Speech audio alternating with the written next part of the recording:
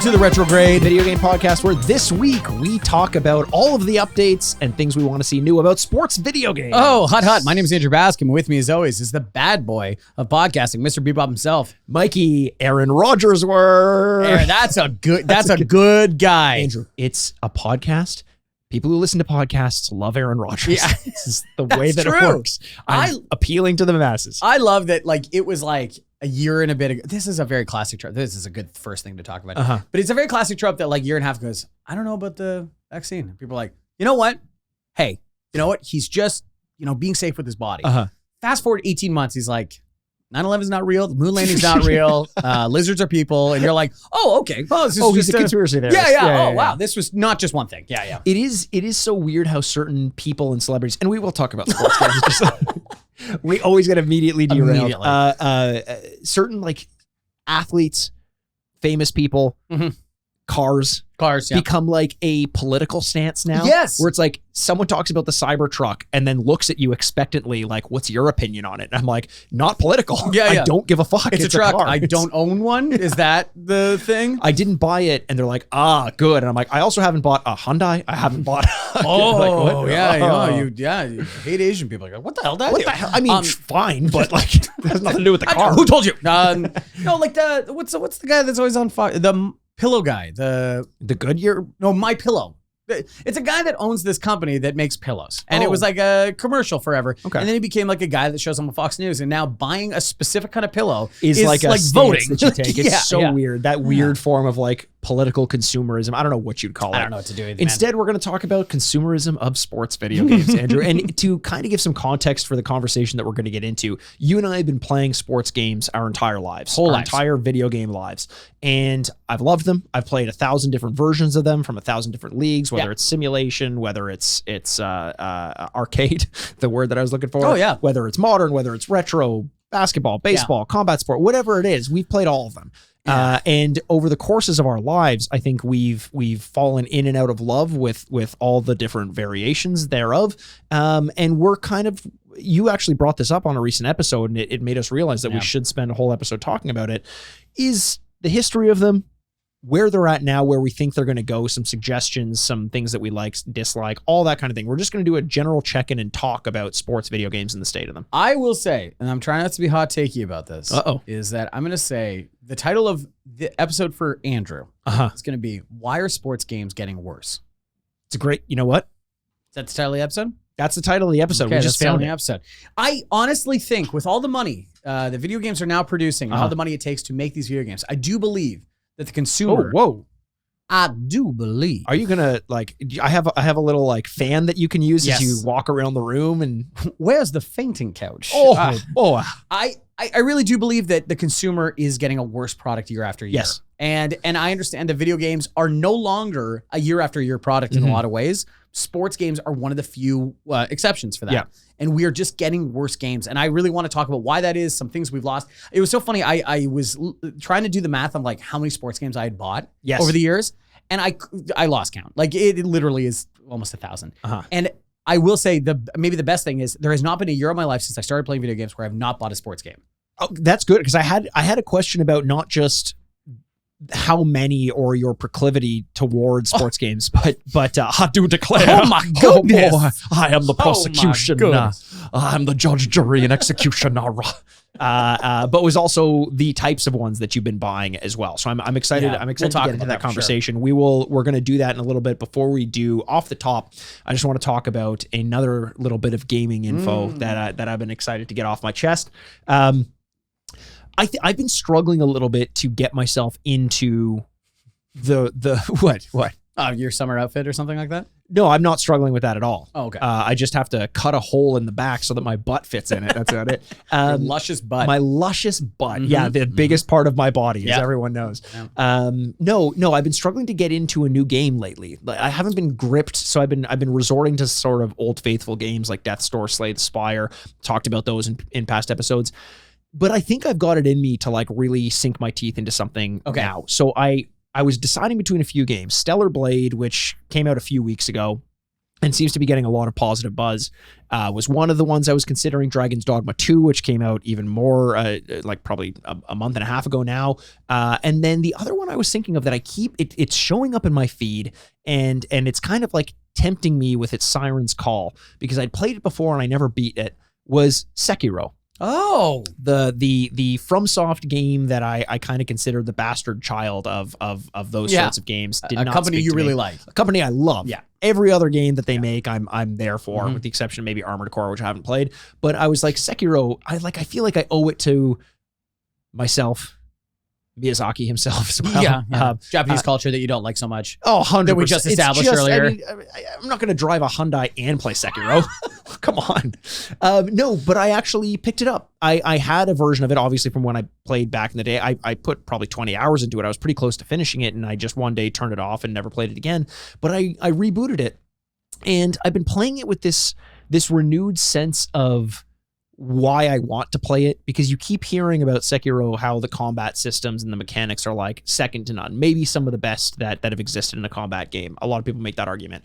What I didn't like about it was the vertical exploration, which just felt a little bit overwhelming, and the stealth mechanics, which I just found tiresome and boring, especially if you have to repeat them so much.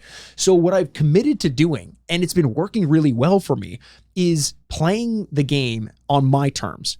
If I don't want to explore, I'm not exploring, because I've already explored the first 20 hours of the game. If there's a pickup that I need, maybe I'll go out of the way to get it. And if there's a situation that demands maybe a little bit of stealth or gives the option for stealth, I'm just saying no to it. Yeah. And I'm dealing with it head on. Like the character in Ghost of Tsushima, before he learns that stealth mechanics can be a thing, he like breaks his Bushido. Did you ever play Ghost of Tsushima? Yeah, I did. Yeah. You know, it's like frowned upon how he's like stealthing through. He's like, no, he walks into the village and like calls out everyone. That's what I'm doing in this game. And I find it's getting me better at the combat more quickly, because I have to rely on it a little bit more. It's making the pacing go up, so I'm making a lot more progress a lot more quickly. The exploration is keeping me focused on what's good about the game, in my opinion, which is the combat. And overall, it's just felt, in a way that a FromSoft game hasn't in a long time, refreshing, which is not a word I would use to describe them. But because I'm playing it in this way that is very much like, I know what a lot of people, how they want to play it, but I'm going to play it the way I want to. Yeah. And the fact that it's working just makes me feel really good. So Sekiro, I don't know if I'm going to beat it. I hope I do. I hope you do. It's like a 30-hour game, and it's is it really? It's incredibly difficult. It's among the more difficult FromSoft games, but I'd really which is saying something. It is definitely saying something. Yeah. But I'd love to give it a shot. I like the streamlined upgrade nature. It's not like Dark Souls, where you can really have like a bunch of different builds, most of which you upgrade are just kind of like standard mechanics, so everyone plays the game the same way with the same weapons and relatively same loadout. So I'll keep everyone updated on it if I stick with it. But thanks to everyone out there in my immediate social circle who's been kind of championing it. There's like this weird resurgence for Sekiro recently, and that's kind of got me bitten by the bug. Oh, there you go. Well, that sounds awesome. Yeah, going back and playing the long list of games that we did not. You know, we talk about it all the time, that list is just growing. The backlog, man. It's never gonna shrink. Never. It'll always keep growing. No. So that's pretty good. Speaking of retro games, they keep releasing games. That's the problem. How are they allowed to do that? Who is letting them? Yeah, that's what I'm saying, right? Sleepy Joe is asleep at the wheel. Yeah, just like stamping. New games, license. Okay, there you go. And you know what? The mainstream media won't tell you this. What's that? That wheel, the wheel of a fucking Hyundai. What the hell? Not made in America? Not made in America. Whoa. They need to make American cars great again. Can we just say that? Can 100%. We put it out there? Yeah, absolutely. Because if it was an American wheel, that wheel would have stopped a couple of times probably. It definitely just would have like for maintenance, and then it would have stopped, and we wouldn't have had to have new games out. And that would have been great. Listen, sometimes the wheel of justice moves in unpredictable ways, and that's what we love about it. Classic expression. Yes. Everyone knows it. The wheel of justice moves in unpredictable ways. It's the theme of this podcast. Yes. Okay, this is not news anymore, but it's from a couple weeks ago. But I finally downloaded the Apple Store is now allowing emulators on the store that you can download. So now I'm playing old games on my phone, and it fucking rocks. Can I make a prediction of the game that you're playing? Yes. Or do you want to say it? No, say it. I want to hear what you have to say. Pokemon Blue? Yellow. Pokemon Yellow. I knew it. Very That's good. a great fucking mobile game, though. That's fantastic. It is, because it's like, it's fun and cartoony, and it's enough nostalgia, even though it's not the most perfect Pokemon game. I get that it's the TV version of it, but that's a nostalgic thing for me. Sure. On top of it. Yeah, because you were yellow over red and blue, right? I was, just because, red was my first one. Yeah. And then yellow I put, I think, the most hours into. Okay, cool. And so I started my character, Oak asked me what my gender is, the whole thing. And it was great. And I was just like welling up and saluting my iPhone. And I named myself Andy, and I named Gary Mikey. Oh, and, no. Wait, can you battle in this? Like with through the emulator, like other people? Oh, you know what? That's a good question. I haven't gone that far Find out. yet. If you can, there's an episode in there somewhere. Oh, absolutely. Yeah. So I've been loading up some Game Boy games and some Super Nintendo games and things that we talked about on, like Super Mario World. We'll always just go back and play and stuff. I am shocked at how much fun it is. I thought for sure like the touch screen is it's going to be kind of gimmicky. Nope, totally works. Especially for something like Pokemon, where it's a lot of like forward, A, forward. You're like, okay, that's not so hard. I'm worried about the timing games might be a little difficult. You played some Mario though, and it works well. I think it works. Because that would have been my big concern was the touch screen. Not only the lack of kind of like precise controls, although clearly with games like Fortnite it works, but it's more the fact that when you're playing them, you're covering half the screen. Yeah. Well, no. So it is like a Game Boy. The screen is at the 4 by top 3. half. The screen is at the top half, and the controllers are on the bottom. So your fingers aren't covering it. It looks like a Game Boy. That's great. It really works. And so I'm really excited to keep playing it. But Pokemon's like the perfect time waster. All I wanted was something I didn't have to connect the internet for, and that I could play like on a plane. Yeah. You know what I mean? Yeah. And it's wonderful. I think it's great. So I'm really excited. I'm glad to hear that. And if this podcast has done one thing right, and it probably hasn't, but if it had done one thing right, it would be legitimately reigniting my love of retro games. Because when you and I started doing this podcast, like we didn't always go back and play retro games. No. I was kind of like of the era where I'm like, that's in the past. I want to play modern games. Yeah. But it is a vocabulary and a language that you have to go back and relearn. And I feel like I've developed it now where you kind of let a lot of the imperfections go in order to appreciate the product for what it is. And I think I'd be fully there to be able to just like get an emulator and play them. What I find crazy though about this whole situation is, how is Nintendo allowing this to happen? Like it's one thing for the Apple Store to say you can do it, but how is Nintendo not immediately going after them? So you get the emulator, and then on a separate thing, you're downloading the games and playing that file through the emulator. So it's not like you download the emulator and we got thousands of games. On the iPhone though? Where are you downloading this? Because the iPhone's pretty limited in terms, isn't it? Where like what you can download and what you can open? That's a good question. Entirely probably. The answer is probably. I don't know. But where did you go to download the game? Reddit. Oh, really? There's a website that it looked me through the whatever. I'm using Delta as the emulator, which is so amazing. Delta became this emulator was so popular. It is now more popular than the Delta Airlines app. So,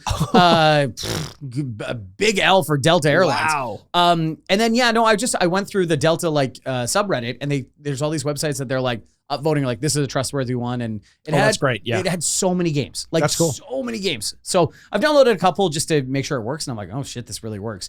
I just find it amazing where like if you told us 10 years ago, you're like, there's these phones, like iPhones are really popular, and you can play games on them. You'd be like, oh, awesome, I'm going to do that all the time. And you're like, no, you're not though.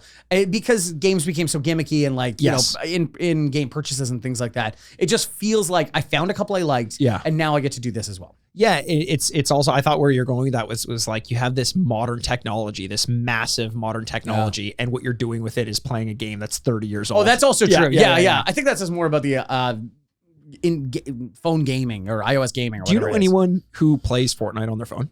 No, but when I play Fortnite, I can tell when they're playing on their phone. Can you really? Oh yeah, they're like in a corner or something like that. Yeah. Oh, this is easy. I was walking by, I was driving in my car recently, my Hyundai. You're just full of lies. You're like Sleepy Joe over there. Don't fucking insult my president, man. Don't fucking do it.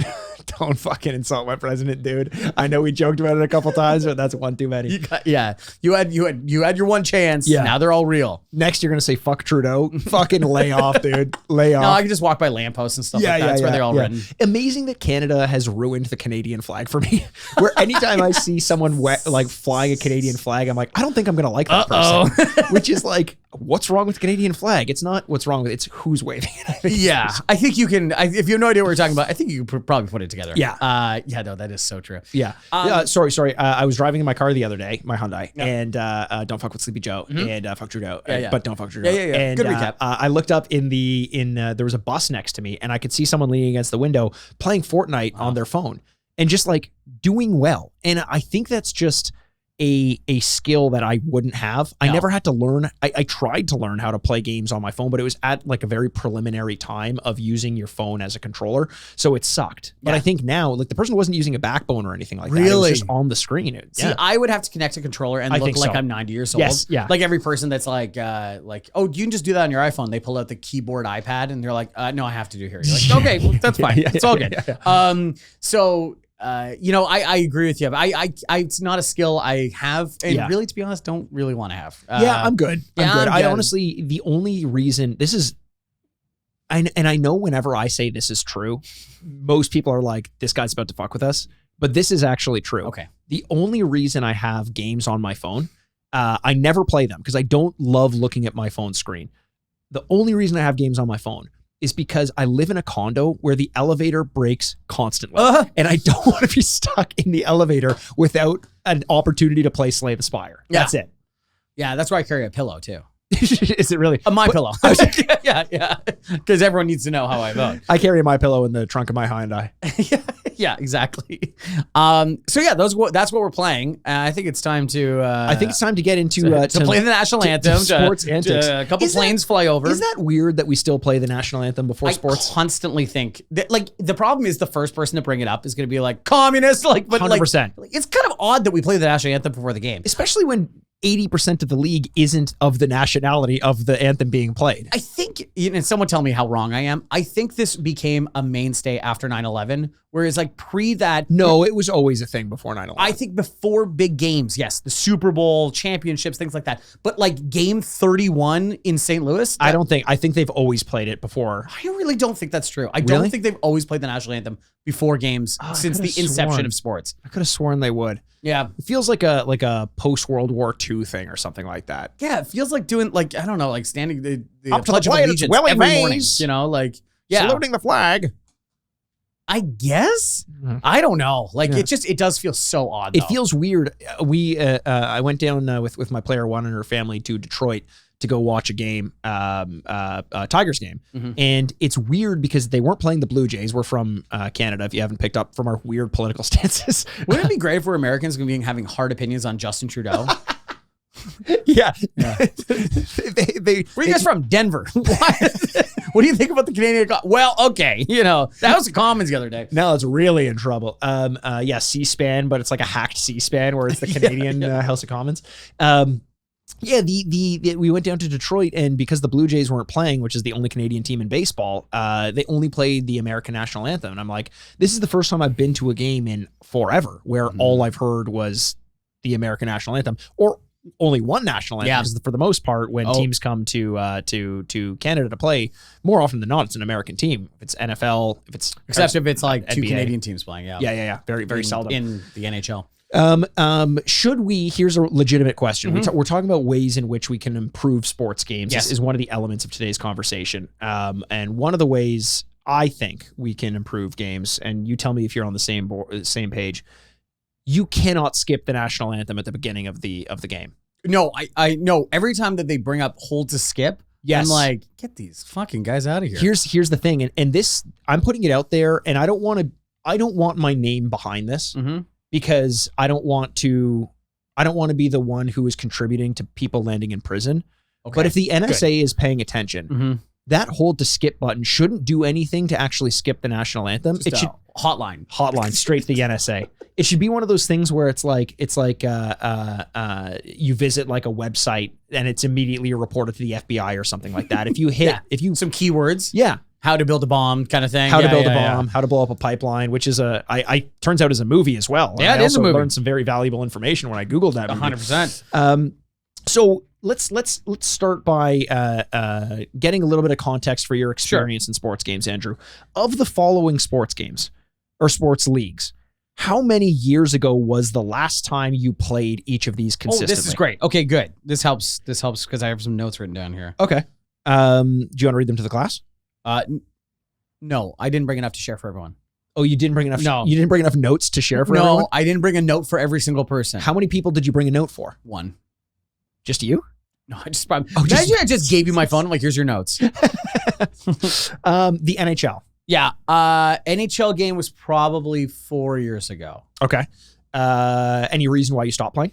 Yeah, I found the hockey games to be kind of repetitive. Okay. And also I am not good at modern hockey games. Yeah. And so it just became one of those things where I'm like, I think I've been lapped. I think I'm good. I used to play NHL very consistently as of 2007, and even prior to that. 2007 was the introduction of the skill stick in EA. And what is a skill stick? Skill stick is, which a lot of franchises implemented, was the right joystick having a lot more to do with the maneuvers that you can pull off in a game. Yeah. And in hockey specifically, it works well for stick handling. You have one joystick, the left one, to determine where your player is going, and the right joystick determines where they're holding the puck relative to their body. So that introduction was amazing. You know, in shoot, instead of pressing A, you would flick the joystick up or pull back and push forward to do a slap shot. It worked very, very well. And it felt more natural to actually playing the game than pressing a button. Exactly.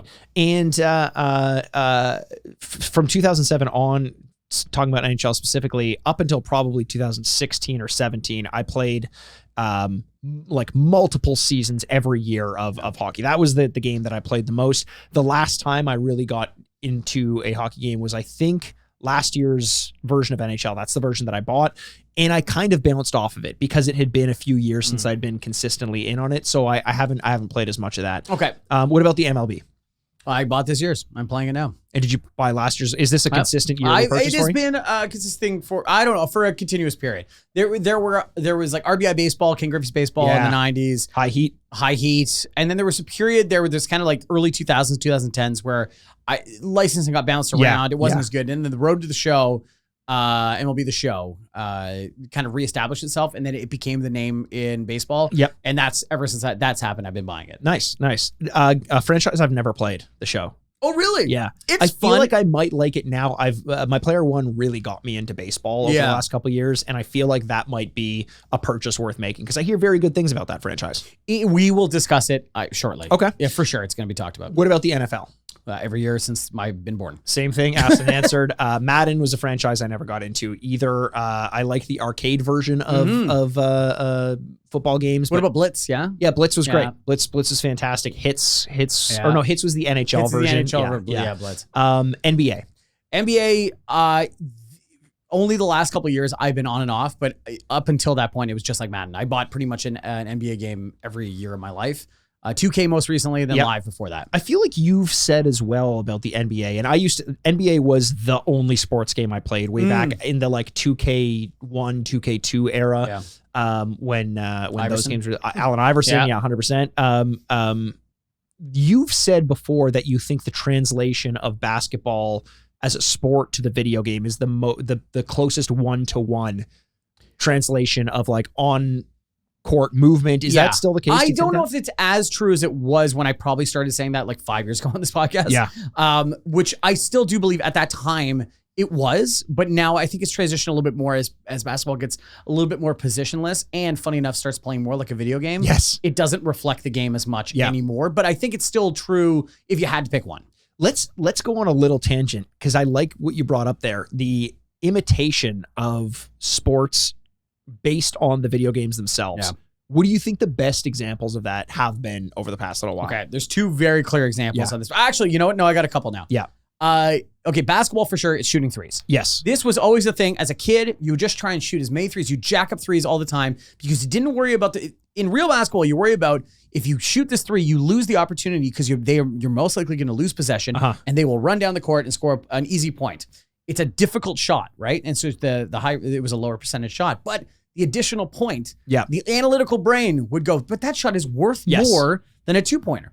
And so you used to jack up shots all the time. And now the NBA reflects that, where like it is pretty much you get a layup or you get a 3-pointer. There's two, that's it. And they have very much reflect each other. The other thing that I'd say is in the NFL and American football, people going for it on fourth down, people going for it on 2-point conversions. Yep. when you played Madden as a kid, you never punted. No. You never punted. And you always went for it on 2-point conversions. Yep. Now that the game is doing the same thing where it's like, well, wait a second. We're on the fucking 3-yard line. Yeah. Why wouldn't we go for a 2-point conversion? Chances are you're going to get it more than you are. 100%. If we're punting from the 50-yard line, you're most likely giving them a touchback, which starts them back at the 20-yard line, and you're losing possession. Worst case scenario, we just give it back to them on the 50, you know? And those two reflections have been the big one. And then I'd say in wrestling, if we count wrestling as a sport, Yeah, I would say the high flying thing. As kids, all we wanted to do was just jump up and jump through tables and do things. And then that game, and then wrestling started to reflect that too, where it's like, it's just spots. All we're doing is big spots. If they want to play it, they also want to see it. They want to play it because that's the cool part of what you're watching. 100%. The other one would be, I think, just in the presentation, and this is noted, the presentation of football when it came to broadcasts, paid a lot of attention to EA Sports and Madden and the ways that they filmed and presented the game, and those were mimicked in the TV broadcasts. So what came first, that floating camera, didn't exist before the video games, and they saw that and they're like, why don't we find a way to do that in real life? Yeah, in basketball the same way too. They used to have, when they were doing the COVID bubble league that year, there was a camera that was on. Some of the best sports years ever, I think. I love it. Okay, this is a weird thing because it's just sports related completely. The LA Lakers won the championship that year, and people are like, okay, well, whatever. Bubble year. The Lakers have not even put up that banner yet. And like, if you win a championship, you put it on everything. Like, what was the other one? It was the Dodgers that year. Excuse me. It's the Dodgers in baseball. You go to the Washington Nationals, you see the championship signs everywhere. You go to the locker room, they're plastered on every wall. They've not even put anything up there because it's like, oh, then we lost, and then whatever, and they're making excuses. My thing is, I know it's kind of fun to make fun of the bubble championships, but it's like, if they're gonna play, then it counts. Then it has to count. If it counts towards your stats. Yeah. Like, and that's another thing. I just don't get that. We're going to be kind of bouncing around sports all the time, but you and I off mic were talking about Alex Ovechkin, the hockey player, and how he is more than likely going to beat Wayne Gretzky's goal record, which felt unheard of. Even 5 years ago felt unheard of. Yeah. His career includes a lockout. It includes 2 lockouts. He started his career with a lockout, and a shortened season due to the COVID. to COVID. And somehow he's going to manage to beat the player who we thought was just untouchable in stats. And in a time where people just scored less goals. Yes, exactly. Way less goals. Yeah, it's unreal. So yes, continue on. What about the PGA? PGA. Oh, that's a great one. Tiger Woods golf. I think I got every iteration until near the end of that franchise, and then I have played PGA 2K. I've bought 2 versions of that. Like since they reacquired the licenses? Yeah, in the last like 2 of the last 5 iterations or something like that.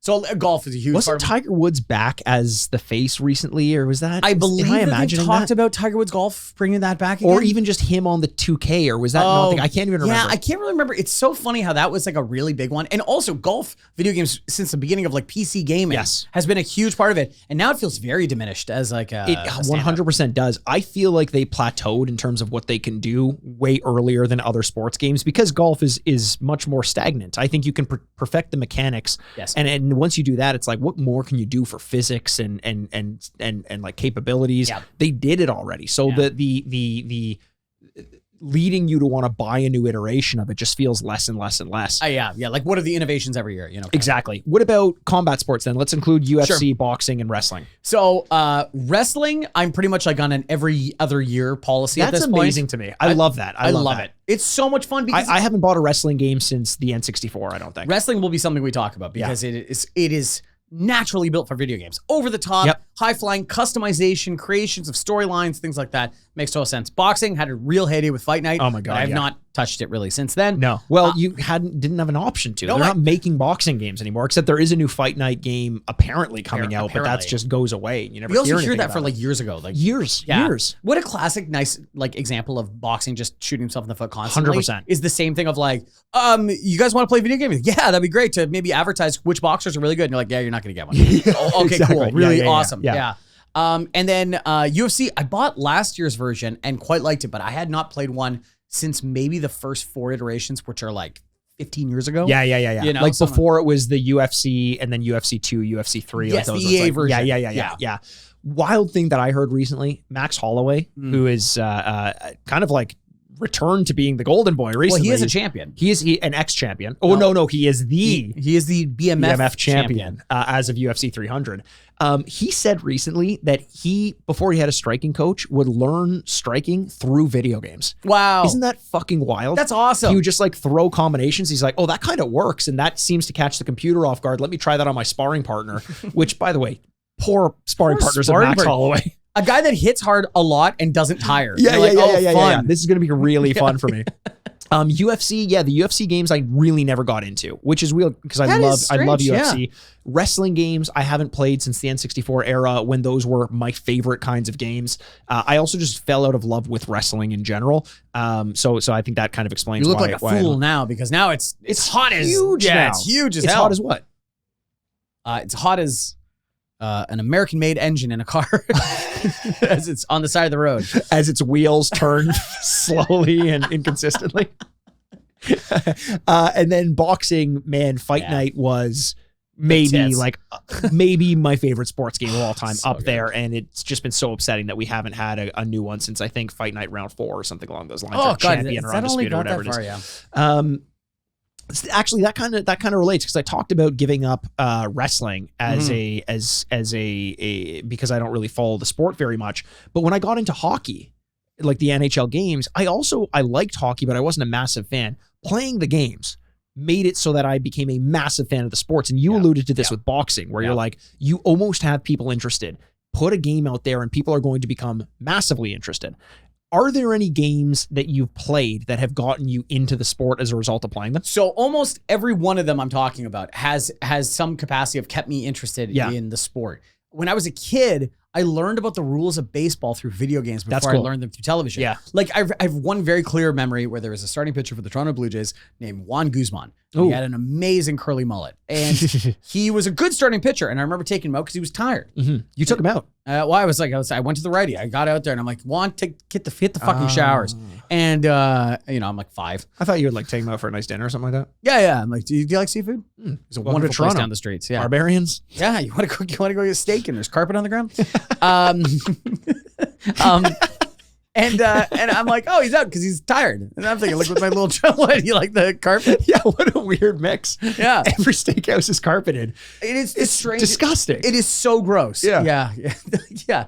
You ever see a bathroom with carpet on it and you're like, what in the world is happening here? Why are we doing this? Oh my God. Shaggy carpet too? No, thank you. Yeah. There's only one Shaggy in my life. And he owns a large dog that likes smoking weed. I think the dog owns him. Oh, you think so? I think it's like a union. Oh, it is. Yeah. Civil union. Yeah. And I learned that I took him out because he's tired, and I was like, I got to give this guy a break, and so I put in, whatever, some other guy, Mike Timlin, maybe, and put him in, and then I was like, Steve. Steve. Yeah, Steve would be good. And then I was like, hey, Guzman's doing better. Let's put him back in. They're like, you can't. Yes. You took him out. And I'm like, the fuck can't I put him back in? That doesn't make any sense. Learning about the rules of baseball as a 4-year-old. Yeah. I learned the same rule in a baseball game, actually. There was like an MLB World Series game on the Game Gear that I fucking loved. Cool. And that was one where I would just be like, oh, this guy's tired. Yeah. I would swap him out and then swap him back a basketball in. game. Yeah. I thought I could do that. But no, what a dumb rule that was. What a dumb rule. But you learn about that. And I would say that there have been times where, I chronically cheer for teams that are just awful. And through those years, I have kept in with the rest of the league because of these games as I try and improve my main team. Right. I look around to go like, who's the best left guard in the league? Yes. And I'm like, and I start doing this. And yes, it's purely based on their rankings or whatever. I find that has kept me in the sport. And I know just as many players as I did as a kid because I was obsessive back then. But now the video games help that. What sport do you think has the most accurate representation of players' stats? Oh, that's a great question. Because you know what the answer is going to be? It's going to be wrestling, because they're telling you who they think the best is and who will win the most. True. I know that's kind of cheating. Yeah. I would say it's probably Madden because they used to spend so much time doing it. I always thought that Madden was the worst because they had kind of like power creep where you'd have like a 95 rating and then it was almost like players' agents would be like, he's not going to be in there unless he's higher than that guy. Sure. And everyone became like a 90 and above, and then it didn't matter anymore. Yeah. I think hockey does a pretty good job. Does hockey do a good job? I think it does. Yeah. Yeah. I want to ask you though, because I've been asking a lot of questions.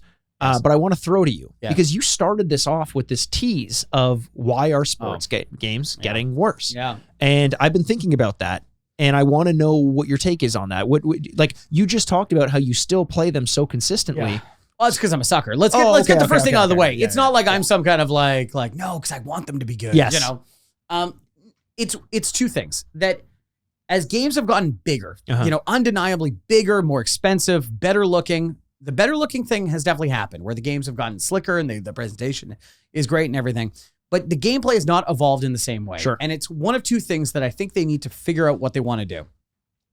You can either play the game because you want to live the life of an athlete. Okay. You want to live the life of a game day, practice, getting ready. This would be a pro, that kind of thing. Be a pro, you know, or anything. Like, right, if you own the franchise in Madden or you're be a pro in NHL or whatever it's going to be. You want to live that life so that you're imitating that the game should be the most important thing and you're not just on like cruise control the whole time, like another game, another game. So not the game is the most important thing. The life is the most important thing. They should feature the game to be the most important thing. So you're excited to play the game. Okay. And in between the two games, there should be practice, talk to the media, talk to a teammate, talk to the coach, or like, you know, figure out what you want to do. How are you going to spend your morning? Do you want to work on your fitness? Sure. Do you want to work on your things? To funnel the be a pro into being the thing that actually feels like that. Yeah. Or if you're franchising and stuff like that, do actually care about how your team is presented and how is the stadium with these kind of things. I get that those things should be realistic and fun. Or the other thing is, if it's not that, then it should resemble the version that we watch on television.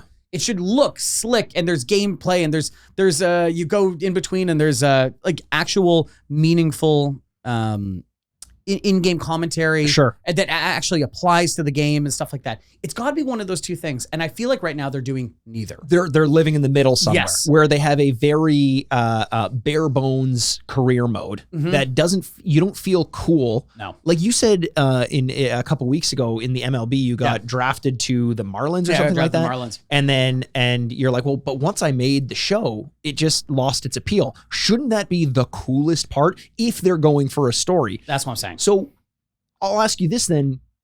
What do they have to do different? Because they've given us Be a Pro and they've given us a GM mode where you're doing everything as much as like controlling the cost of concessions. Yes. What do they need to change to do one of those? There has to be some kind of feedback to this. So like there used to be this, and especially this is why I used to love 2K. When 2K came in, they introduced like the press conferences where your answers actually meant something. Your teammates went up, or your fans went up, or your money went up, or these went down, or relationship with the owner went down because you were selfish or something like that. Yeah.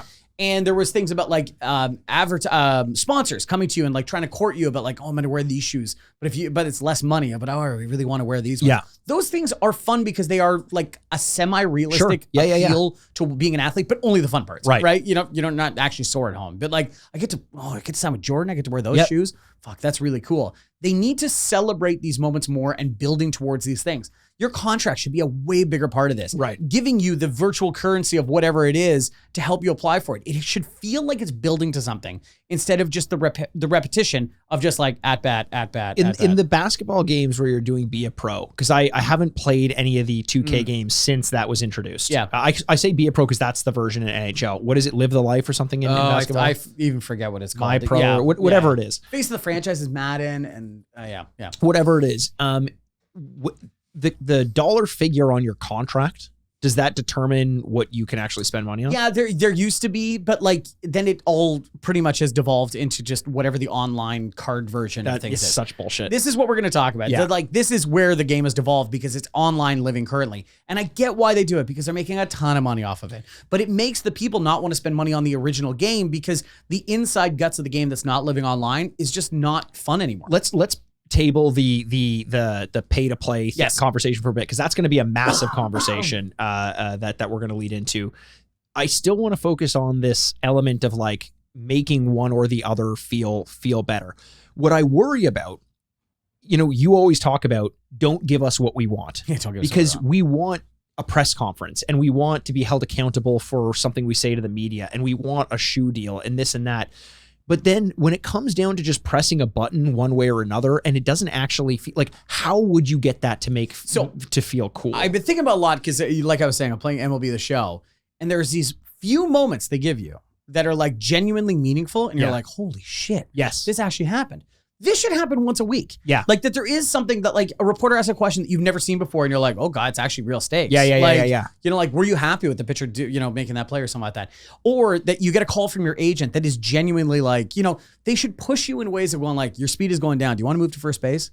Like, otherwise we're going to trade you. Right. That might show up once in the game. Yes. That should, like, there should be moments like this. And hey, off the top of my head, I can't think of any, but like creatively pushing you to keep you on your toes. It should be like it's the playoffs and you have the flu, like you're Michael Jordan or Austin Matthews recently for the Toronto Maple Leafs. And it's like, you can play, but if you play poorly, the media you can't use being sick as an excuse. But if you play great, then then you're wagering something. Yeah. What they almost need is like sports writers to get involved 100%. With the writing of these games to give us a narrative that actually interests us. The craziest thing to me is that when I finished my first season as a professional in Road to the Show, they're like, sim off season. They're like, welcome to spring training. I'm like, there's nothing for 6 months.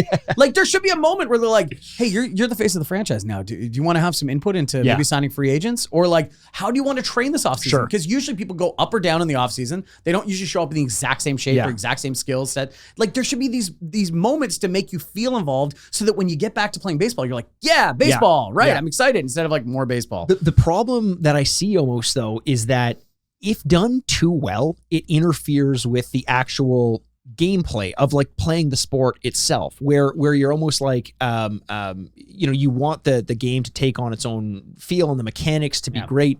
But if you're putting me in a situation where I don't want to play first base, but I will because I have to, otherwise I'll get traded. It's almost like when they started to implement things like broken glass, broken sticks, incidental penalty, like weird things in hockey games where it's like the random element of sports introduced into sports video games felt unfair and annoying. You think you want it until it happens, and then you're like, but I don't enjoy this. Right. Is there an element to that in the BM Pro that you have to avoid? I agree with you, but like you could still always play the game. You can always do play now or play whatever. This is a very specific part of the game that you're trying to do. And it doesn't need to be like, every franchise is like, well, the offseason takes you 5 hours. You're like, well, that sucks. I don't want to do that. I get that you don't want it to be hyper realistic because hyper realism comes with like very annoying stuff. For sure. I know a lot of people that play these games and just turn off injuries because they're like, why would I want that? I actually, if I'm playing as myself, I turn off injuries. Like if it's a Be a Pro, I turn off injuries for sure. I'm like, why would I want to sit out for a season with a random hit that someone else gives me? That seems so or annoying. In the fucking Road to the Show, it's like you pulled your hamstring. You're like, well, I didn't even do anything. I didn't do anything. I understand if I made a mistake. No, I get that entirely. Like, two of the games you didn't mention that I really love and really importantly is NCAA football is coming back. Oh, yes. I was going to ask about college sports. I love NCAA football. And I thought it was just such a fun like game. The game or as both. The game was so much fun because it was about recruiting players and like sitting in people's living rooms and giving them the reason why they should come and play in Michigan or, whatever it's going to be. And the fight songs, and it was so territorial and moving, territories and stuff like that. It was so great. There was one, but this is their attempt at trying something, right? That in hindsight did not work. But you got to pick a player and go to college and pick a college that you wanted to play at and stuff like that. And that was really exciting. But they borderline kind of used eugenics to do this. So you could have chosen your mother and your father's traits. And you're like, your dad's a chemist and is brilliant. Your mom's an Olympic sprinter. And we're going to make them have a kid. And that's you. Wait, what? Yeah. Wait. It's fucking Neopets? Like what you're breeding? Yeah, it's pretty much eugenics. Yeah, 100%. What the hell? Yeah, it was in theory. I can see what they're going for. Of like, we're gonna make what makes you you. Well, it's coming from your parents. But the weird part of like, I don't even understand how that like. So, okay, wait a second. So you, as the player of the game, are posed a question. Yeah. Who do you want your parents to be? Yeah. Who is the game saying is it saying it's asking like you as a fetus? Like what? No, I think I'm an angel at that point or something like that. Like hanging out in heaven and God's like spin the wheel of fortune and just see like it's one of the oddest things of all time. As a kid playing this at 8, I didn't think twice. I was like, okay, my dad's gonna be smart. My mom's gonna be an Olympic high jumper, and I am gonna be really smart and really fast. Yeah, and that's gonna be great. I'm gonna be really smart about how high I jump. Yeah, I'm gonna work on the angles. Yeah, and stuff I'm gonna invent the Fosbury flop. I mean, his dad must have been. Yeah, my dad, Dick Fosbury, and my mom. Dick Fosbury sounds like something you find like inside your foreskin or something. Like, I'm sorry for the smell. I got a bunch of Dick Fosbury. Jesus Christ. I thought it was going to be like a plant life thing that you find on the side of the road. And you always find that like scientists are kind of being cheeky and you're like, this is a Dick Fosbury. You're like, come on, scientists. Come on. It's not. It's not though, right? Get out of it's here. Not. It's not. That's like every once in a while, like the elements at the table and you're like, this is francium. You're like, okay, all right. Get over yourself, Francium. Yeah. No, but like that was a real thing that they tried. Yeah. But they tried. They tried it. And failed, but they tried it, right? And I love the idea that you just gotta try more stuff. True. And I feel like it's just been starting to get limited as they don't want to keep experimenting. They want to actually bring things in. Okay. Yes. And I want to use that as a jumping off point to our next round of discussions before we can just ask some questions back and forth again about our history with sports games. But we talk about what isn't working about sports games. I want to talk about how to fix that more specifically. And you mentioned the reason why we're not seeing improvements and broad changes is because there is this kind of like the Tiger Woods thing, almost a plateau of like, we've done a lot here and we don't want to change too much because we have a fan base that we have to keep happy. I think the only way around that is, and I've talked about this on the podcast before, and I think it's becoming more and more of like a broadly discussed thing, is not selling an $80 game year after year. Yes. It's a subscription service. Yep. And instead of doing something like, hey, we're making this wholesale change to the dump and chase mechanic in a hockey game or the punting mechanic in a football game, we're going to add this to the next patch. You know, Can you imagine advertising that? The punting mechanic. Yeah. You want to punt better? Yeah. Oh, I got a game for you. Australian rules football 2024. Honestly, that sounds pretty good. Mike Vanderjack is like, yeah. No, I think that's a way where with like a non-punter and very famous. like what a reference. What a reference. A field goal kicker or whatever. It's kicker. crazy that those are two. It's, by the way, fucking crazy. Those are two different positions in football. I know, because last year, and I forget which team it was, their field goal kicker, no, their punter got hurt. Right. And then they turned to the field goal kicker and he's like, I don't do that. Yeah. And they turned to like a wide receiver that figured it out. Like, it's just crazy. The guy with his leg and like a kicking boot on is like, what the hell? Look at me. Yeah. Me? There are two types of players that are protected by rules in this game against being hit. There's only two people on this team that use their feet. Everyone else uses their hands. I just love the absolute like this indignation of them like clearly Derek, and he goes, Derek, what? Me, Derek? Are you out of your mind? He goes, well, you just kicked a ball. He's like, in a very different way. Threw two sticks. Yeah, I just got to kick in the Not air. down the field. Yeah, what are you, out of your mind?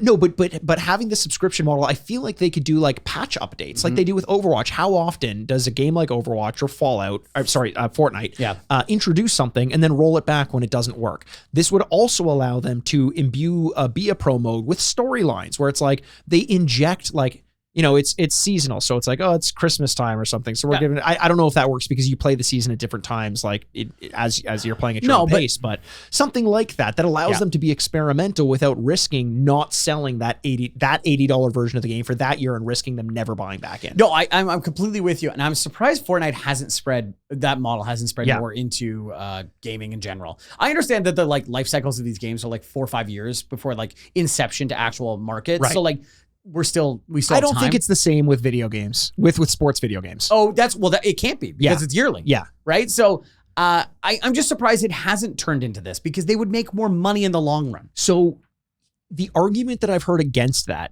is the model would be ideally the subscription model is less expensive than the pay every year thing. And the other side of that, though, is that there's more pay to play options like opening cards and stuff like that.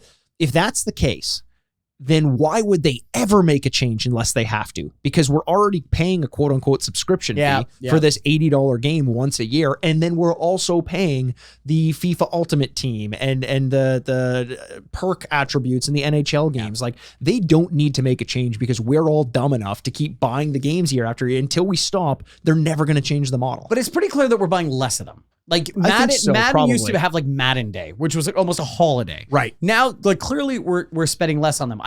Only reason I say that about subscription, which was your idea and is a great one, is that like I can't buy Microsoft Word anymore. Right. They're like, it's a monthly payment. And you're like, God damn it. It's like, so stupid. It's so stupid, but they know we need it and they will get more money in the long run for it. You know what I mean?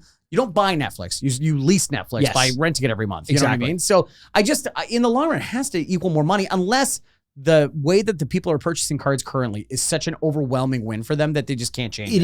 It is. That's where I think that's the biggest moneymaker of EA Sports is their FIFA Ultimate Team decks of cards. Right. That's the biggest moneymaker. Not selling the game, but selling the cards of everything that they do. My question to you then, to make this more personal, would be, let's say that you go the subscription model and the developers have committed to making more experiments, to introducing some new concepts, to tweaking the mechanics, to updating the rosters more frequently, better, whatever it takes. You're getting like a more upfront, better version of the game more consistently. And they know they have to keep the quality up, otherwise people cancel their subscriptions.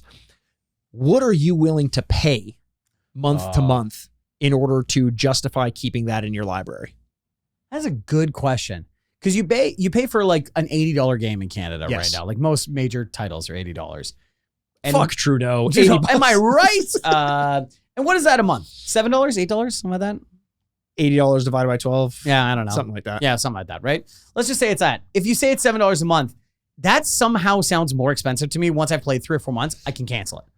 That's true. But you know why that scares me is because like $7 a month is what it used to be, at least, like streaming platforms are. So for one game, I know it feels like a lot. So as much as I say I'd love to see the subscription model, I don't know that they could. It would have to be like 99 cents. That's it. Yeah. Right? It would have to be, or part of like an EA Sports subscription, like for the package of all sports games, and that gives you access. The other side is go the Fortnite model and do free to play, but I just don't imagine they would do that ever. No, I know. And there's, like Overwatch 2 did that, and I don't think it worked out for them. It didn't work out for them at all. Yeah, I don't know. Maybe we'll look back one day, like everyone tried to do the MCU, and we're like, there was only one MCU, and maybe there's only one Fortnite in this model that only really works. Who knows? But the way it's currently going, it's not really working. It's not working. It's not improving. And I know for me it's not working because I don't buy sports games anymore. Yeah. It just doesn't feel worth it. And as a kid, I felt obsessed with the idea of always getting the new ones so I can remain good, because I'm like, at any point, like I'm a fucking Pokemon trainer. Yeah. Someone might challenge me to a game of NHL. Like I have to have my skills brushed up. That was a big part of my identity for some stupid reason. Like that kid that beat you at Walmart one time. What was that? In Smash Bros. Yeah. Yeah, fuck that kid. Yeah. You still remember that kid. You can remember what that kid's face is. I know where he lives. Yeah. I keep an eye on him. Just in case. I keep his power cut to his place all the time so that he can never practice. He's got a generator. Oh, God. Yeah. But the idea of having to keep up with these new purchases was like important for me. And then I didn't buy a game for a couple years, and I was like, you know what? I'll check back in every few years. The problem with that is now that I haven't played it for a few years, I never want to play it again because everyone's gotten so much better. The mechanics have changed so much, even though it's incremental year to year. A subscription model at the right price might be the solution to that, because I'm not going to wait for NHL to go on discount, for example, like 8 months after it comes out when everyone's already thinking about the next version, and I'll just be able to check in, play a game here, play a game there. Yeah. The cost element of it is a big thing though. Anything else to say on the subscription? No, like, I don't know. I think we're kind of stuck. That's the problem. Yeah. Someone should find a solution to it. That's what I'm proposing. Okay. Somebody else's problem. Here's another one, because we're still talking about changes that we want to see to sports games, and this is going to be controversial. Okay. And if it's not no more of this, it's deep changes to the way it's structured. Card packs. Oh yeah. Get rid of them. Yeah. Because I know they're not going to. Like I just said, it's the biggest moneymaker. Have you ever bought cards by the way? I have. I bought them years ago for the NBA 2K thing, and it feels so good. I know. I imagine it's what heroin feels like. And I was just like, I can't imagine heroin's that good. You don't think heroin's that good? I don't think it's as good as like unboxing a Larry Bird, a vintage Boston Celtics Larry Bird. That's who you went with. But yeah, it's I could say Clyde Drexler or something like that. But Clyde the Glide? Oh yeah, Clyde the Glide. No, Pistol Pete Maravich. Keep going. Jerry West. There you are. Very good. Yeah. No, Sean Bradley. Yeah. Sean Bradley. Oh, that's too bad. What? Keith Van Horn. Keith Van Horn. Yeah. Legit. Yeah. Keith Van Horn was a good player. it's the presentation and stuff is so good. Yeah. It's this build up and you feel like the fanciest person in the world. And then like, oh, from the Dallas Mavericks, you're like, Dallas Mavericks. Yeah. Dirk Nowitzki. Yeah, Steve Nash. Yeah, like a lot of them. Yeah, Luka Doncic. Wow, wait a second. Is that and they come to the hallway and it's dark and it's like power forward and you're like, oh, okay, cool, and it builds up and builds up. It's a great feeling. Also, when you're just flipping cards, it's like dud. Yes. And then all of a sudden it's like fireworks going off, gold, like everything's going off. It's amazing. Yeah. Like opening up an old Overwatch loot box. It felt great. By the way, now that you bring that up about the Dallas Mavericks, also weird that like what was it? Terry West won Sixth Man of the Year on Jason Terry. Jason Terry, sorry, won Sixth Man of the Year. Yeah, Terry West. Jason Terry, Sixth Man of the Year on Dallas, but like him winning Sixth Man of the Year feels also kind of weird on a team like that. The Sixth Man of the Year is always an odd thing. Like Manu Ginobili, would play more minutes than most of the starters, but he came off the bench. You're like, well, yeah. He also killed a bat with his bare hands in a game once. He is one of the most badass people of all time. Cool. Yeah. Let's talk about the comparison though, because you mentioned how, or we talk about how the cards are like the biggest moneymaker for EA. But it's borderline illegal the way that these things are going. So, Overwatch got rid of its loot boxes because of that. Yeah, Europe's got Europe as a whole. Yeah, because they're all on the same page. Always. Yeah, they're always on the same. Everyone just nods and nods and look at each other. You know what they agree on? Fuck Trudeau. Because they're all paying attention to Canadian politics. Is it England or is it the UK or something like that? There is like a ban now on there's certain loot things are seen as gambling. There certain ones are. So there was a court case in Austria where some kids who had purchased 300 euros worth of Ultimate Team packs sued Sony over it, and they won the case. Now Sony's in this weird. First of all, strange that they went after Sony and not EA Sports. Yeah. But Sony's in this weird situation where either they pay up 300 euros or they create a precedent though. And create case law, or they appeal it and then risk the decision coming through at a higher level, therefore for even like further solidifying the choice. It is not even more damages, but like if you lose a case at the Supreme Court versus just like petty crime or petty theft or whatever it is, that's very different. So who knows what's going to happen? The reason Overwatch went away from loot boxes and into arguably a more predatory form of giving out goods is because they saw the writing on the wall and they knew they didn't want to build a system on what could potentially become illegal. Not because it is yet. There is no legislation against them. But I think EA's in it to milk it for as long as they can for as long as it remains legal. Well, but this is no different than GTA. We haven't had a new GTA game in forever. And why? Because the online is so popular that they just can't stay away from it. So let me ask you these two questions then, because we're talking about the legitimacy of them. Are you okay with card packs in sports games? Well, like in if I built the game, no, because I don't really use them. Yeah. But and even to the point that Road to the Show does this really predatory thing where like you get card packs for playing more. Yeah. And your player can get your Be a Pro player can get boosted by opening card packs. They're like, oh, it's a good bat. It's a good bat. I got this. Or you can buy them. And you're like, and so it's already introducing you to the idea of like, and actually we have this whole thing called Diamond Dynasty, and you could get good players over there too. So you're getting both at the same time. Yes. And it's already just luring you over there. Yes. And that scares me though, because in those, like you say, get a new bat. It's not a new bat because it's pink and that's cool. It's a new bat because now you can hit better with it. And that makes you better. That's what I don't like about those sorts of things. Because I'm okay with loot boxes. I'm okay with the way that it happens in Fortnite, for example. I was okay with the way it happened in Overwatch. I bought loot boxes myself. The reason it's great is because it gives you something cool without a competitive advantage. That's the thing. That I'm totally fine with. If it gives you a competitive advantage and there's money involved, that feels predatory to me more than anything else. And the counter to that is some people don't have enough time to grind for this pink bat that gives you extra home run power.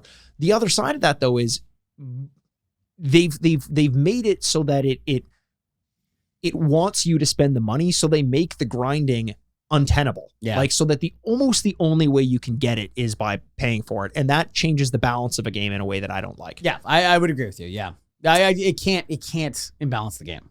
So here's a question then: if they do get rid of cards or loot boxes that give you like advantages and stuff, is there anything you can imagine to replace that from an income perspective for them?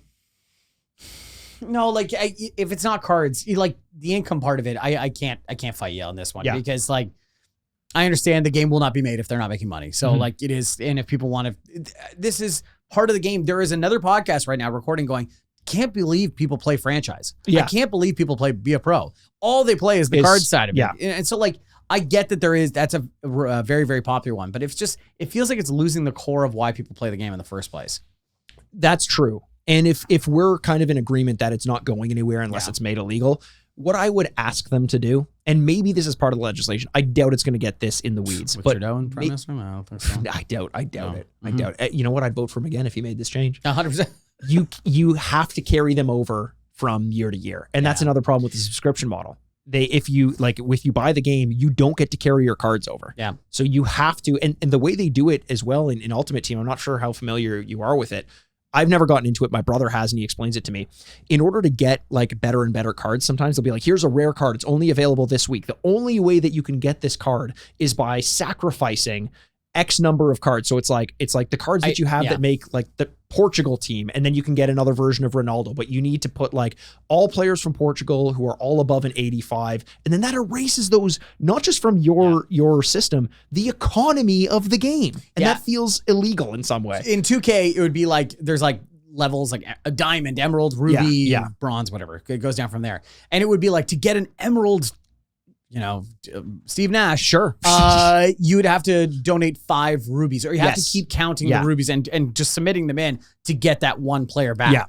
Now, like I would say, it's like when you get hundreds and hundreds of these cards, you can only play, whatever. There's 12 guys on a basketball team. You get so who cares really at that point? But it is. But it's literally, it's like in order to get, in order to buy a watch in real life, you have to like throw gold into the sun. It's like removing the currency and the product from the economy. It feels unfair. Well, but if you go to a pawn shop, they're like, all right, I'll take that watch and $20 and you get a better watch. Or right, but like at least that stays in circulation. Okay, that's fair. Yeah, it's money that you can't sell. It's like if they were like, hey, you have to take these cards and sell them on the marketplace so that you get something for them because you've spent money to get them in the first place. Right. Great. Well, what about like Chuck E. Cheese? Like I take all your tokens and then I put them and they're like, congratulations, you get a whistle. And then they just burn them. Yeah, not fair. That should be illegal too. We should go fill that. We should go just fucking kill Chuck E. Cheese. I've tried Charles Entertainment Cheese. He's surprisingly elusive. This news is a couple weeks old, but have you heard recently that you can now gamble at Dave & Buster's? Really? So I can bet on like Papa Shot. No way. Yes. I am going to lose my life savings on a 7-year-old. I'm going to be like, come on, you feeling good? You feeling good? Feeling primed? You're looking fresh today. You're looking good. And I just see him getting shot. It's just like, and I'm just fucking uncut gemsing it. Uncut gemsing it. Oh my God. Yeah. Just like, no. You're locking him in a clear, in like some doorway somewhere. He shoots you in the head after he gets it. That scares me because of course it's going to work. Dave & Buster's is going to make money off of every wager. They're going to make a cut on it. That's called Dave versus Buster's. And how much are they wagering? How much is Dave wagering against Buster's? But that actually brings me to what I think, where I see this going from a money perspective. If the cards, or if they don't go away and they're made illegal, it's going to be a betting system in the game where if I'm playing online, I wager money. I wager $5 against you. You wager $5 against me because the government has shown us, thanks to sleep spying and fucking true. This has come up a lot. They've showed us that they don't want celebrities endorsing alcohol. They don't want celebrities endorsing tobacco and all that stuff. They have limits on that. But what they really don't care about is you gambling your money away, which is arguably more dangerous than all of the other things combined. And I imagine that that's going to be the next move. If you can't buy packs of cards, you are going to be able to wager money on games, and that's going to be incredibly detrimental to a lot of people.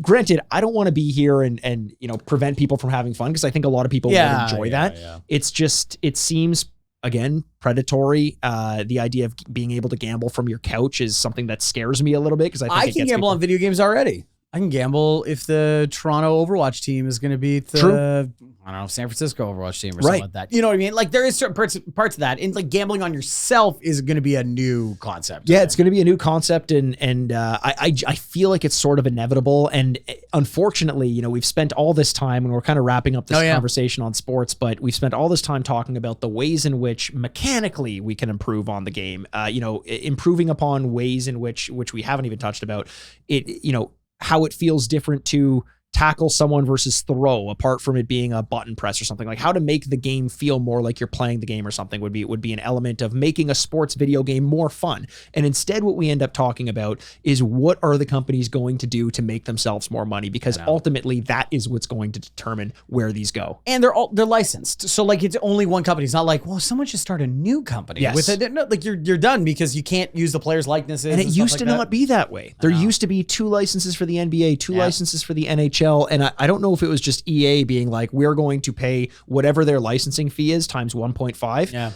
and our own licensing fee, and you're only going to give us the license. Because it's not even just buying the license. Then you got to start a studio, and you got to hire all these people and create a team. And like, I get that, like it just goes up and up and up and up, you know? So I get why it's tough. It's a little frustrating because it does feel like a nostalgia, not only for nostalgia's sake that you go, it used to be better. And I don't know why it's not as good as it was, but it does feel like that. With that said, with everything we've talked about, Andrew, do you see yourself relenting on how many sports games you play over the next 5 years? It's already started happening though. Oh, it has. All these games that I don't buy every year, I've now turned into every other year, or, you know, when I hear it's great, or when they finally, like UFC kind of finally was like, oh, we'll do something different. Yeah. Because it used to be just like walk to the ring, punch each other in the head. And now it's like, oh, there's many different modes and all this kind of stuff. Like once WWE was the same one, 2K. They're like, hey, no one likes this. Yes. And they almost like scrapped a year. They just took a year off because of it. So like when that happens, I will listen to them, but like I have no problem setting it out to get a better product. Unfortunately, for every 10 people who don't buy the game from one year to another and skip a year, there are 1,000 people who are spending $20 on cards that year. And $20. There must be people who've been spending thousands of dollars on cards. 100%. It's scary. Crazy. And I think it kind of ruins what made, you know, the NHL 94s good. You know, to go back just being fun for the sake of fun and pure. Exactly.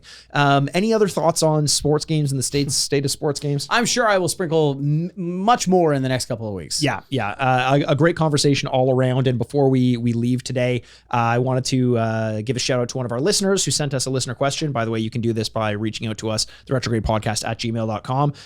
Jack Panaccio, I'm pretty sure it's Panaccio or Pinocchio. Maybe he's lying about his spelling. It's actually Pinocchio. I don't fucking know. Whoa. I don't fucking know. Wow. Did he become a real boy? Hey, Jack. Let us know. Let us know. You a real boy? Yeah. You a real boy? You a real man? Prove your man. You're not that guy, dude. You're not that guy. You're not that guy, pal. Here's a question which I really like. Have you ever been stuck on a game, then decided to go search for a full game playthrough or help on YouTube, only to realize that the ending wasn't great and you're glad you never finished it? For me, it was the game Driver. Never got out of the garage, looked up on YouTube to see what the game is about, and it wasn't for me anyway. What say you both? Well, there's a very specific example, but I don't think I have absolutely looked for help on YouTube. I think I do that constantly. Yes. Even to the point that like I did this the other night with the Fortnite new like level thing. I was like, they're like, it's where the bones are, but by the snow. And I'm like, what the fuck is that? Where's the cemetery? Just tell me. And I looked at the dot. I'm like, oh, that's where the cemetery is. But anytime you've looked it up and thought like, it's not for me. I've seen it now. I'm good. I can't think of an example that jumps right to the top of my head. I'm like, oh, is that what it is? Well, no, not for me. Yeah. Do you have one? It's not that it's not for me. Like, no, thank you. But I told the story a couple weeks ago on the podcast about Death's Door. I was facing the Gravedigger as one of the last fights in the post game sequence. And I looked up the video of how to do it. I realized my game was glitching a little bit, but then I saw the ending and I'm like, I saw it. I'm good. Yeah. I don't need to go back and do it. It wasn't the reward didn't justify going through and actually completing it. Cause I'm like, I think I've got it. The microphone almost fell over. Sorry. Yeah. Well, that's such a specific example. I don't think I have any of that, but have you ever gotten to a point where you're playing a game and you're like, I'm never going to beat this game. Let me go look up the video. Because that's kind of I think I have. I'm trying to think of what the example was. But yes, I have done that where I was like, holy shit, this is impossible. You know what I do that a lot for is if there's a secret ending as a result of 100%ing the game. Oh, yeah. Go fuck yourself. I'm not collecting backpacks for 20 hours. I'm going to go look this up on YouTube to find out. Probably something like that. Yeah. Yes, that is probably more true. Like I can only, how many games do you think you're 100%ed in? How many have I in my life? Less than 10, I would say. I think so too. Yeah. That's what I was going to say. Like that's not something I crave. Well, because there's even platinuming games now, which I found out isn't necessarily 100% in games. It's getting all the trophies within a game. And not all trophies are unlocked by doing, I think, I could be wrong. But like Xbox achievement kind of stuff? Okay. All right. No, I that's not something I very much crave. How many 100%ing have you done at home? Let us know. Our listeners, I'm scared of the numbers. a lot. The number of people who reach out to me who just do not understand my aversion to 100%ing games. Or beating games in general. Well, that fucking sucks. When I can just look it up on YouTube. Sounds great. I'm gonna be scared. Do you think we'll get somebody with 3 digits? Yes. Wow. I do. That's impressive. I do. Wow. Some. I guess records are meant to be broken. And those 3 digits? 666. The fucking devil's done it. Whoa! Dude. But I thought it was gonna be 420. Oh, that'd have been. It's pretty sick. The devil doesn't smoke weed. I know they call it the devil's lettuce. Yeah, they do. But he just has like bad anxiety, and it doesn't help him in the good way where you think it would. No, just makes him more evil. Yeah, he starts to think about all the things he's done to people. Yeah, or He gets something that anxious scares about him, and he's like, "That's a pretty good idea." Oh no, That's so scary. That's so scary. Well, thanks for listening to us talk about sports. Let us know what you think about sports games. Are they getting better? Are they getting worse? What's your favorites out there? We didn't touch on FIFA. I was wondering, Tony Hawk's out there too a little bit. There's some other stuff out there. So let us know what you think about sports games and what's going on with them. My name's Andrew Basco. Thanks for listening. We love every single one of you, and we can't wait to talk to you soon. How many times have I done this? Seriously. I'm Andrew Basco. With me, as always, is the Bad Boy Podcasting, Mr. Bebop himself, Mikey Aaronworth. This is the Retrograde Podcast. Play on! Maybe episode like 4,000, I'll get it right. What number are we on now? 399. Whoa! Furnished by Sad Styles Productions. I don't know about the vaccine.